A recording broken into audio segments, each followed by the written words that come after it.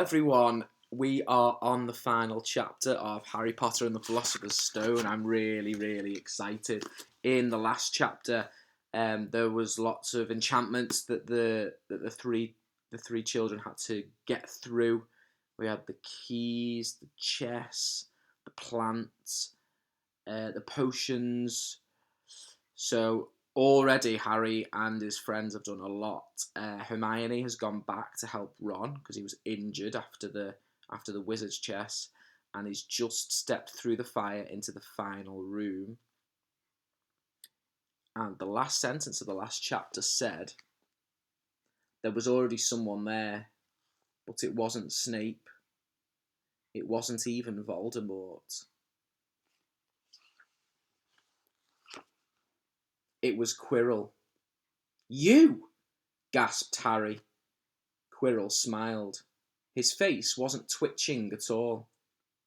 "Me," he said calmly. "I wondered whether I'd be meeting you here, Potter. But I thought...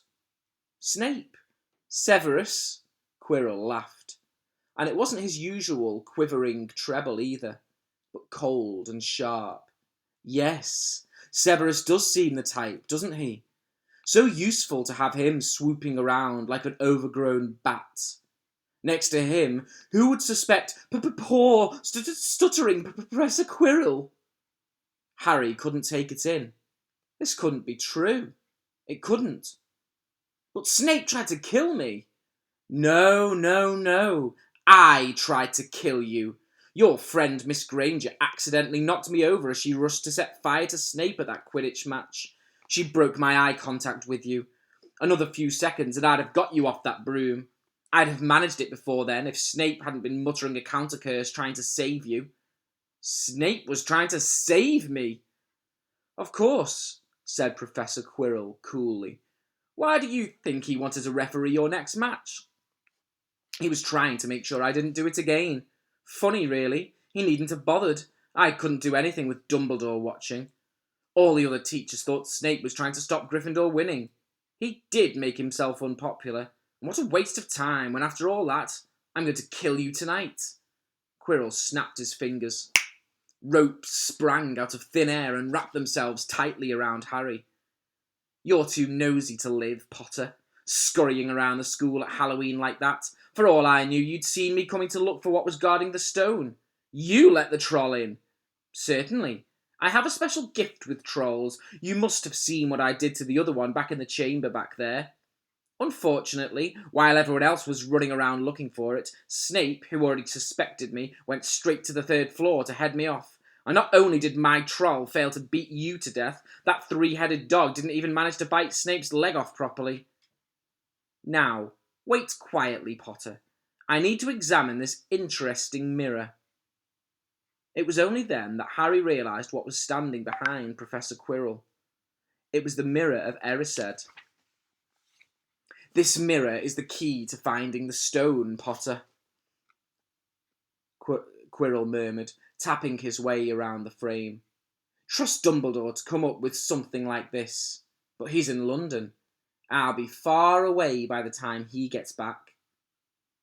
All Harry could think of doing was to keep Quirrell talking and stop him concentrating on the mirror.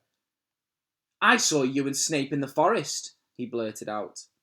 "Yes," said Quirrell idly, walking around the mirror to look at the back. "He was on to me by that time, trying to find out how far I'd got. He suspected me all along, tried to frighten me, as though he could, when I had Lord Voldemort on my side." Quirrell came back out from behind the mirror and stared hungrily into it. "I see the stone. I'm presenting it to my master. But where is it?" Harry struggled against the ropes binding him, but they didn't give. He had to keep Quirrell from giving his whole attention to the mirror. "But Snape always seemed to hate me so much." "Oh, he does," said Quirrell casually. "Heavens, yes. He was at Hogwarts with your father. Didn't you know? They loathed each other. But he never wanted you dead. But I heard you a few days ago, sobbing. I thought Snape was threatening you." For the first time, A spasm of fear flitted across Quirrell's face. "Sometimes," he said, "I find it hard to follow my master's instructions. He is a great wizard, and I am weak." "You mean he was there in the classroom with you?" Harry gasped. "He is with me wherever I go," said Quirrell quietly. "I met him when I travelled around the world. A foolish young man I was then, full of ridiculous ideas about good and evil. Lord Voldemort showed me how wrong I was. There is no good and evil. There is only power, and those too weak to seek it. Since then I have served him faithfully, although I have let him down many times. He has had to be very hard on me." Quirrell shivered suddenly. He does not forgive mistakes easily. When I failed to steal the stone from Gringotts, he was most displeased.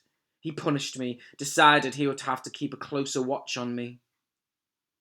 Quirrell's voice tailed away. Harry was remembering his trip to Diagon Alley. How could he have been so stupid? He'd seen Quirrell there that very day, shaken hands with him in the Leaky Cauldron. Quirrell cursed under his breath. "I don't understand. Is the stone inside the mirror? Should I break it?" Harry's mind was racing. "What I want more than anything else in the world at this moment," he thought, "is to find the stone before Quirrell does. So if I look in the mirror, I should see myself finding it, which means I'll see where it's hidden. But how can I look without Quirrell realising what I'm up to?" He tried to edge to the left, to get in front of the glass without Quirrell noticing. But the ropes round his ankles were too tight. He tripped and fell over. Quirrell ignored him. He was still talking to himself. "What does this mirror do? How does it work? Help me, master!" And, to Harry's horror, a voice answered, and the voice seemed to come from Quirrell himself. "Use the boy! Use the boy!" Quirrell rounded Harry. "Yes, Potter. Come here." He clapped his hands once, and the ropes binding Harry fell off. Harry got slowly to his feet. "Come here," Quirrell repeated. "Look in the mirror and tell me what you see." Harry walked towards him. "I must lie," he thought desperately. "I must look and lie about what I see. That's all." Quirrell moved closer behind him. Harry breathed in the funny smell that seemed to come from Quirrell's turban. He closed his eyes, stepped in front of the mirror, and opened them again. He saw its reflection, pale and scared looking at first, but a moment later, the reflection smiled at him. The reflection put its hand into its pocket and pulled out a blood-red stone. It winked and put the stone back in its pocket. And as it did so, Harry felt something heavy drop into his real pocket. Somehow, incredibly, he'd got the stone. "Well," said Quirrell impatiently, "what do you see?" Harry screwed up his courage. "I see myself shaking hands with Dumbledore," he invented. I've won the House Cup for Gryffindor." Quirrell cursed again. "Get out of the way," he said. As Harry moved, he felt the Philosopher's Stone against his leg. Dare he make a break for it? But he hadn't walked 5 paces before a high voice spoke, though Quirrell wasn't moving his lips. "He lies! He lies! Potter, come back here!" Quirrell shouted. "Tell me the truth! What did you just see?" The high voice spoke again. "Let me speak to him, face to face. Master, you are not strong enough. I have strength enough for this." Harry felt as if Devil's Snare was rooting him to the spot. He couldn't move a muscle. Petrified, he watched as Quirrell reached up and began to unwrap his turban. What was going on? The turban fell away. Quirrell's head looked strangely small without it. Then he turned slowly on the spot. And we're going to stop there for today. I have to leave you on a bit of a cliffhanger.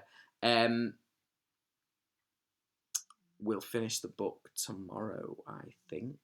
Okay. See you later, guys. Bye-bye.